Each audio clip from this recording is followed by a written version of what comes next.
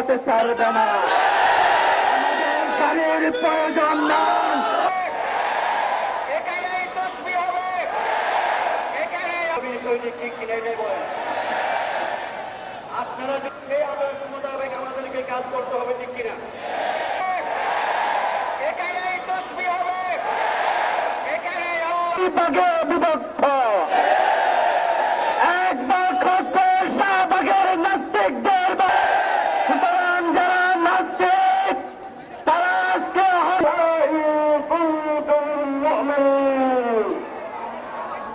আমরা লং মাসের উদ্দেশ্যে ঘর থেকে বের হন।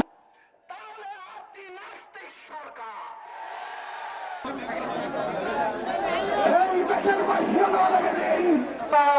লেখা হয়ে গেছে,